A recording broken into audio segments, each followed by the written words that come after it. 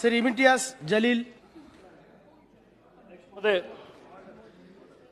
यकीनन हुकूमत आप चलाने की बात कर रहे हैं। मैं आपको सरकार के कुछ ऐसे गुणों के बारे में बताना चाहता हूं जिसके बारे में शायद आपको भी पता नहीं होगा।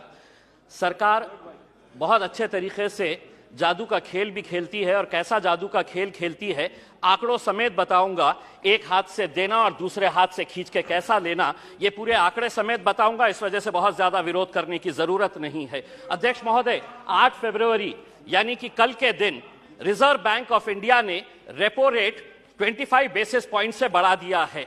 पिछले 4 मई 2022 को 4.40 हमारा रेपो रेट था। 8 महीने के अंदर 6 मरतबा रेपो रेट बढ़ाया गया है, और अब ये रेपो रेट हो गया है 6.50। अब हो सकता है इनमें से कोई खड़े रहेगा और कहेगा कि आरबीआई है, इसका हमारे से क्या लेना देना, बजट से क्या लेना देना। तो सुनिए गौर से, आरबीआई जब रेपो रेट बढ़ाता है तो किसी ने 20 साल के लिए होम लोन लिया है, यानी कि 240 महीने के लिए लोन लिया है, और रेपो रेट 2.25% से बढ़ गया है, तो 120 से 160 महीने का एडिशनल ईएमआई उसको भरना पड़ता है। किसी ने 25 साल के लिए यानी कि 300 महीने के लिए लोन लिया है, और अगर 2.25% से रेपो रेट बढ़ गया है तो उसे 199 महीने एडिशनल ईएमआई देना पड़ता है।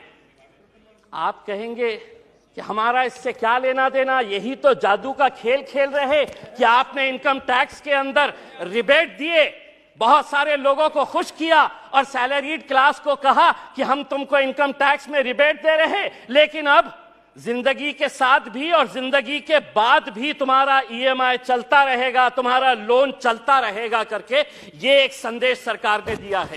अध्यक्ष महोदय, एजुकेशन के लोन के अंदर सरकार ने जो आंकड़ा दिया है स्कूल और हायर एजुकेशन के लिए 1,12,899 करोड़, बहुत अच्छा बढ़िया सा फिगर है, जिसमें से 61% स्कूल एजुकेशन के ऊपर खर्च किया जाएगा, और इन्हीं पैसों के अंदर से 14,500 पीएम श्री नाम के स्कूल्स बनाए जाएंगे। अध्यक्ष महोदय, मैं पूछना चाहता हूं, जो बच्चे आज गांव के अंदर पढ़ रहे हैं, जो जिला परिषद के स्कूलों के अंदर पढ़ रहे हैं, मेरे अहम सिर्फ अकेले औरंगाबाद जिले के अंदर अभी सर्वे करवाया सरकार के जरिए 1600।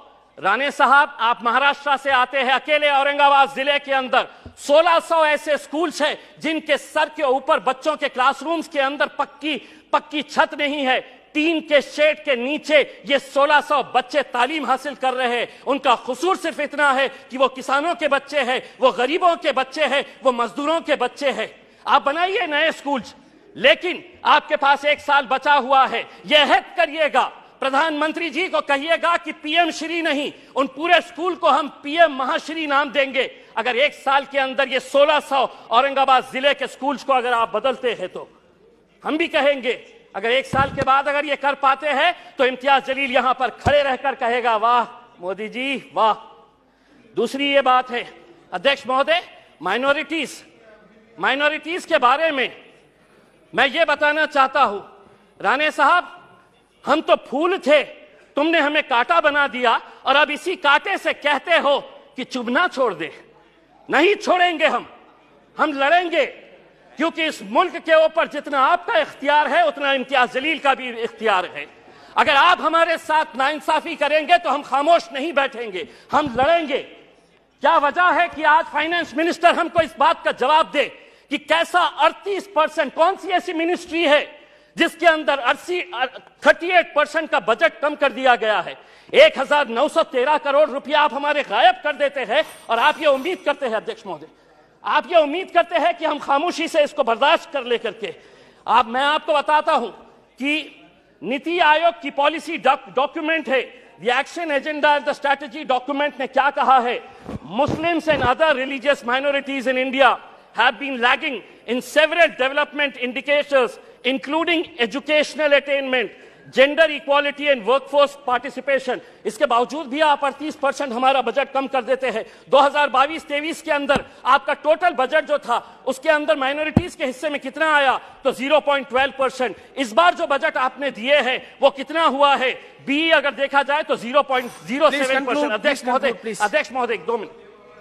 तो ये टोटल एलोकेशन, अध्यक्ष महोदय, ये कितनी गंभीर बात है कि देश आगे बढ़ेगा, लेकिन माइनॉरिटीज के लिए जो बजट दिया गया है 2012 और 13 के अंदर जो बजट था वो बजट इस बार दिया गया, यानी कि देश आगे बढ़ेगा और माइनॉरिटीज पीछे रह गई। ये कब तक चलेगा? मेरी दूसरी बात यह है अध्यक्ष महोदय, आम आदमी को प्लीज फाइंड अप नाउ। अध्यक्ष महोदय, एक minute, GDP, fiscal deficit, monetization, RE, BE, इससे कोई लेना देना नहीं है। इस देश के अंदर वो सम्मान के साथ कैसा जी सकता है, उसकी फिक्र बस उसे यही रहती है। हम वित्त मंत्री से इस बजट के अंदर ये उम्मीद कर रहे थे कि वो ईपीएस 95 के बुजुर्ग पेंशनर्स के बारे में बोलेंगे, वो किसानों की आय कैसी बढ़ाई जाएगी, इसके बारे में जिक्र करेंगे। पूरे देश के अंदर कॉन्ट्रैक्ट, अध्यक्ष महोदय एक सेकंड, अध्यक्ष महोदय, पूरे देश के अंदर कॉन्ट्रैक्ट वर्कर्स जो है उनके साथ कैसी नाइंसाफी हो रही। पार्लियामेंट के अंदर भी कॉन्ट्रैक्ट वर्कर्स लगाए जा रहे हैं, उनका पीएफ नहीं भरा जाता, उनका ईपीएफ नहीं भरा जाता, ईएसआईसी का पैसा नहीं भरा जाता है। मैं अध्यक्ष महोदय ये उम्मीद कर रहा था कि जाने से पहले इस देश को तंबाकू और शराब मुक्त करके जाएंगे। हम सराय होते आपको इसी बात के लिए अध्यक्ष महोदय। और हाँ, मैं जाते जाते सिर्फ इतना कहना चाहूंगा, मैं नाम लूंगा, मैं अडानी का नाम इसलिए लूंगा कि एलआईसी में मेरा भी पैसा है, एसबीआई का मैं भी कस्टमर हूं। प्रधानमंत्री हर एक के बारे में बात करेंगे, 140 करोड़ जनता मेरे पीछे कैसा है ये बताएंगे, लेकिन अडानी का नाम नहीं लेंगे। कहीं ऐसा ना हो जाए कि उस एक शख्स के चक्कर में 140 करोड़ जनता तुम्हारी हाथ से निकल जाए और आप लोग बस सड़क के ऊपर तालियां। श्रीमती रिटी पदक